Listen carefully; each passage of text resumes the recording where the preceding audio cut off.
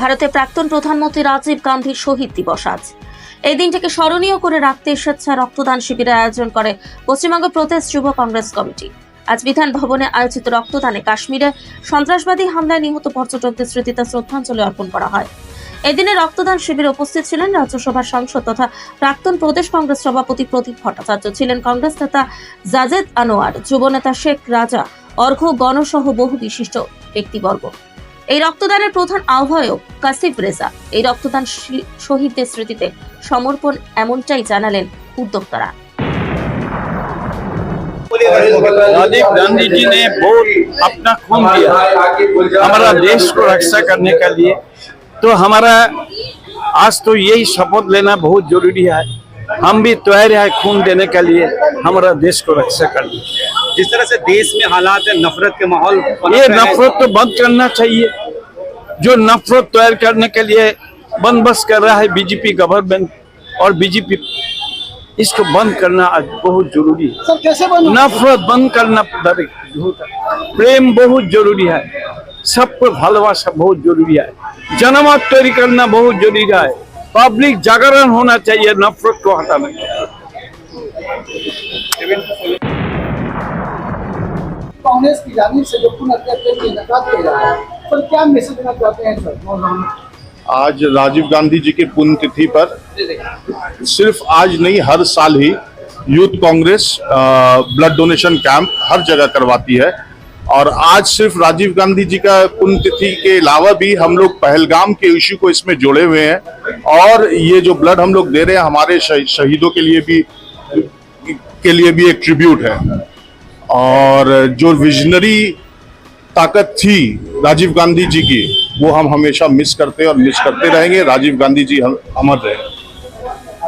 Operation सिंदूर का जो camp हो गया, उसके बारे में क्या कहना है? भारतीय सेना ने कितना अपना दक्षता दिखाया, क्या कहना चाहिए? देखिए, ऑपरेशन सिंदूर में हम और हमारे नेता राहुल गांधी जी ने कहा था, दिल्ली से भी एक ही बात कही गई थी कि ऑपरेशन सिंदूर में हम गवर्नमेंट के साथ, सरकार के साथ खड़े थे और खड़े हैं।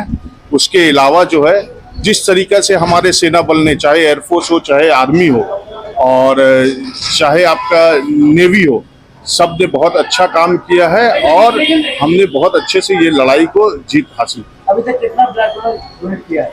अभी जस्ट आधा घंटे में स्टार्ट हुआ है, 20 के लगभग ब्लड डोनर डोनेट किया। हमारा टारगेट है करीब 100 तक ब्लड डोनर डोनेट करें।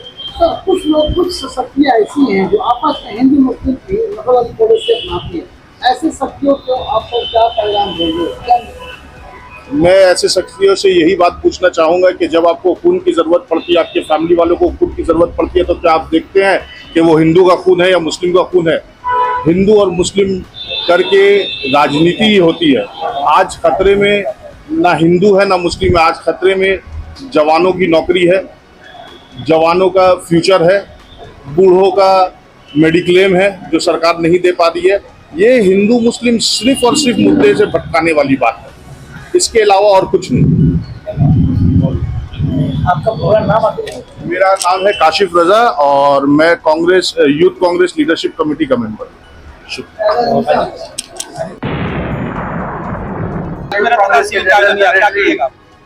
ये सबसे पहला यूथ कांग्रेस का प्रोग्राम है आफ्टर कमेटी डिसाइड होने के बाद। और ये जो जिम्मेदारी, जो पहली जिम्मेदारी होती है, बहुत मजबूत जिम्मेदारी होती है, बहुत नर्वस की जिम्मेदारी होती है। बहुत से मामलात के साथ जब आप ये जिम्मेदारी उठाते हैं तो आखिर तक पहुंचते हैं। रहा सवाल कि आज राजीव गांधी का डेथ एनिवर्सरी नहीं, शहीद दिवस कहा जाता है, इसलिए कि राजीव गांधी ने इस मिट्टी को खून दिया था और उस खून को चीसा है हिंदुस्तान के लोगों ने। तो आपके हाथ में मोबाइल दिखता है, लोगों के घर में कंप्यूटर दिखता है, लोगों के घर में आप 18 साल का वोट दे सकते हैं, पंचायत को सिस्टम में लाया गया है। ये तमाम देन राजीव गांधी की गवर्नमेंट। तो ये जो आइडियोलॉजी था खामोशी से काम करने का, ये राजीव गांधी का। जिस तरह से अभी जो सियासत चल रही है या जो प्रधानमंत्री के कार्य हो रहे हैं, इस तरह के वक्त में राजीव गांधी को कितना मिस करते हैं कि वो शायद एक प्राइम मिनिस्टर होता था, देश और आगे बढ़ता। सोचिए ना कि आज अडानी आज आके पैसा वाला नहीं बना। एक प्लेटफॉर्म तैयार था 70s में 80s में, उसको और मोटिवेट किया गया और बेहतर किया गया 90s में। तो तो तब एक प्लेटफॉर्म पे दौड़ते हुए आज ये दिख रहे हैं, मैराथन पे दौड़ते हुए आज दिख रहे हैं। मगर कुछ ऐसी चीज आज हो रही है मुल्क में कि सिर्फ एक तबके को देखा जा रहा था। राजीव गांधी की पॉलिसी थी कि आप ऊपर से आप उतना पैसा डाले कि तमाम लोगों तक पहुंचे, उसी को लेकर मनमोहन सिंह चले, इकोनॉमिक रिफॉर्म लाया। तो ये छोटी छोटी बातें हैं। अब आते हैं खून का मामला, ब्लड डोनेशन कैंप जो करा जा रहा है यूथ कांग्रेस की तरफ से, जो करा जा रहा है, ये जो काशिफ रजा की क़यादत में की जा रही है, इसमें ये खासियत क्या है? आप मूवीज वगैरह देखते थे ना, उसमें लिखा होता है खून का बदला खून। कभी आपने सुना मारने का बदला मारना? नहीं, ये अल्फाज नहीं है। खून का बदला खून क्यों है? खून का बदला खून, न्यूयॉर्क यूनिवर्सिटी में एक आर्टिकल था कि एक इंसान को सुअर की किडनी लग गई और वो इंसान जिया जब किडनी ट्रांसफॉर्म हो। ये मैं कोट कर रहा हूँ, आपको बीबीसी में है। तो सोचिए, जानवर का किडनी लग सकता है, जानवर का हर तमाम चीज लगता है, मगर जानवर का खून नहीं लग सकता। एक इंसान का खून ही इंसान के काम आ सकता है। वही कोशिश कर रहे हैं काशिफ रजा साहब कि खून का बदला खून, और खून दे के आप ये तमाम चीज को, जितने भी कांग्रेस का जो कॉन्सेप्ट है ना, यही है कि समाज में आप भी एक कोशिश करें और इस तमाम जितने भी जरूरतमंद है उन तक ये खून पहुंचे। सामने चुनाव है, इस महीने के आखिर में खबरें आ रही है कि प्रधानमंत्री नरेंद्र मोदी बंगाल पहुंचेंगे और कैंपेन स्टार्ट करेंगे। क्या लगता है कि बंगाल में सियासी पारा किस तरह से चढ़ने वाले वाला? सियासी पारा बंगाल में क्या निजाम बनेगा पता नहीं अभी तक, क्योंकि हमारे बड़े हैं, वो डिसाइड करेंगे किस करवट बैठेगा, ये कांग्रेस किस करवट बैठेगा। मगर इतना जानते हैं, नरेंद्र मोदी इससे पहले भी बंगाल आए, नया नहीं आ रहे। आप कहते हैं नया दूल्हा है, मुंह में रुमाल लेके घूमेगा, वो वाला कॉन्सेप्ट नहीं रहा। अभी दूल्हा ये सब चेहरा देख चुके हैं, 10 साल में दूल्हा को सब देख लिया, दूल्हा क्या क्या किए नहीं किए।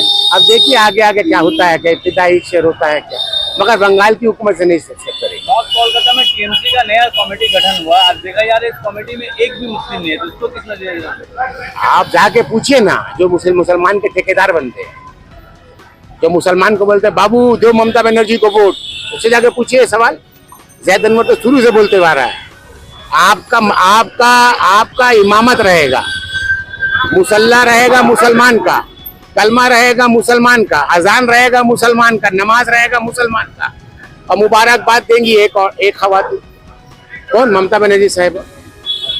और जब मुसलमान को पावर देने की बात आएगी, वहां तक सब मुसलमान नीचे रहेगा। क्या करेगा मुसलमान? सुनिए, मुसलमान बबल्स मनी कमाएगा, पार्किंग तुम संभालो, कंगाली वाला काम, कंस्ट्रक्शन का सामान तुम खिड़की खोलो, तुमको 500 मिलेगा, तुम 2 तल्ला मारो इलीगल, तुमको 10,000 मिलेगा, और उसका बाद अंदर भी तुम जाओ, बच्चा बीबी यहाँ फिर भूखा मरे।